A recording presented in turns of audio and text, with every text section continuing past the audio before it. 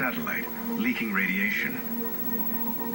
Romero's zombies invoke an ancient fear that the technology we developed to control our world is really in control of us. Today, biological weapons have become our Frankenstein. A pathogen doesn't need to have tanks. It's small, it's easily portable. It's the kind of weapon a terrorist group would pick because they can't put an army in the field big enough to oppose a country like America. So their army would be virus, bacteria, prion, something small and something which they can use to create unlimited damage. Biological warfare actually has an old history. In 1346, a Mongol army surrounded the Genoese trading outpost of Kaffa on the Crimean Peninsula. Instead of firepower, the Mongols attacked with corpses. Their armies were struck by the plague, and they actually launched bodies into Kaffa to spread the disease. At that point, people from within the city started to depart. This is the first instance of biological warfare being used in combat. The fleeing survivors of Kaffa spread the plague throughout Europe. Today, scientists have learned how to manufacture viruses and weaponize them. In 2001, packets of the deadly virus anthrax were sent to a string of targets across the United States, killing 5 people and infecting 17 others. Think about what happened in 2001 in the United States when there were anthrax attacks right after the September 11th attacks. In some ways, the anthrax attacks actually generated far more panic than the initial terrorist attacks. The anthrax threat was eerily similar to the horrors of a zombie apocalypse. Anthrax itself kills in part by eating away at human flesh. And in the case of the 2001 attacks, investigators traced the source of the anthrax to a U.S. biological weapons lab. Once again, those who played with fire got burned. The fear is that something that's developed that might affect the population in a very bad way is going to be released, whether knowingly or unknowingly. And should that happen, what are the ramifications? So that always speaks to, well, how is what's being developed contained?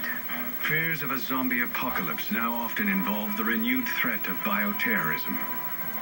There's been a tremendous amount of talk in media and in the military about whether a zombie virus could be weaponized. And the answer is actually yes. There are a lot of different pathogens, parasites, disease combinations that can be easily weaponized and can create a zombie-like plague. Is a zombie-like plague really possible? There's no doubt we have the technology. But will the technology save us or destroy us?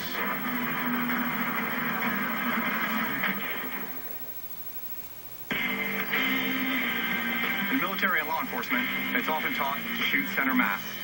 There's many vital organs in the upper torso of the human body.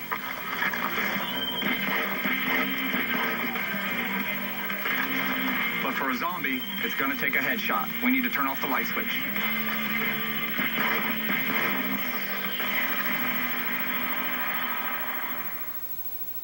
I want to be doing jump spinning ninja death kicks. I want to be doing something direct and practical to break the knee, which anyone can learn to do in a couple of seconds with 1 or 2 basic kicks. The zombie's going to fall down. A crawling zombie is not as much of a threat as a walking zombie. Disabling a zombie helps, but the only way to stop one is to destroy its brain. Zombies are killed by bashing in their heads. Every movie you see, it's the gun, it's a hammer, you gotta hit them in the head. And your basic blunt object can do the job. My preference is for a blunt weapon. Most people know how to swing a heavy object, whether that object is a hammer, whether that object is a 2x4, or whether it's a real weapon like a mace. Some say the more practical choice would be a weapon with many uses. My weapon of choice is probably the machete because it's light. I can use it to chop firewood, I can use it to clear brush, and also it's a peasant's weapon. I tell people who want fancy weapons like a samurai sword that you kind of need to be a samurai. But not everyone agrees that melee weapons would be enough. Given the human skull, you're just going to wear yourself out if you're trying to beat them all to death. Even though the conventional wisdom is you want a melee weapon because they don't run out of ammo, you certainly can't rely on that. Still, others believe nothing can replace sheer firepower. including firearms expert Kyle DeFore. My weapon of choice in dealing with the undead, really an M4. I mean, I say that because it gives me standoff. You know, I can stay further away from whoever. But which firearm would be best? Let's look at 4 readily available and popular firearms that you could use during a zombie apocalypse. Now, the M4, or the AR-15, is based on the M16 platform that came into service in the late 50s and early 60s. The magazines hold 30 rounds. There's an abundance of different types of ammo available. Disadvantages, it's going to be a little bit harder to conceal, and ammo for this gun might be a little bit hard to come by. For up close, zombie threats, handguns are a great choice, like this .22 target pistol right here. Advantages to this: the rounds are very small, they're available at hardware stores, and you can carry a lot on your person. Disadvantages, you're only going to get about 25 to 50 meters of good distance out of this weapon, and it's not going to punch through any type of barrier very well. Shot placement is critical. If you look right here, my entrance wound where I put it was somewhere right above the bridge of the nose. We follow it to the back and we see the exit wound, and the exit wound's not near as dramatic, but it still got the job done. And another popular handgun is a 9mm handgun. 9mm kind of bridges the gap between .22 and, say, a 12 gauge. It gives you excellent barrier penetration. They're accurate and they're effective out to about 50 meters. Disadvantages: 9mm, again, might be hard to find unless you're near a military or law enforcement area. To the pump-action shotgun, like this Remington 870.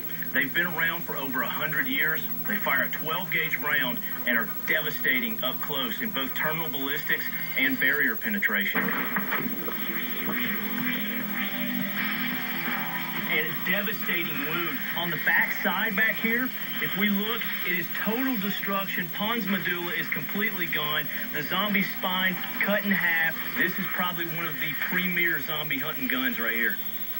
Whatever weapon you choose, there's a lot more to consider than simply firepower when it comes to battling zombies.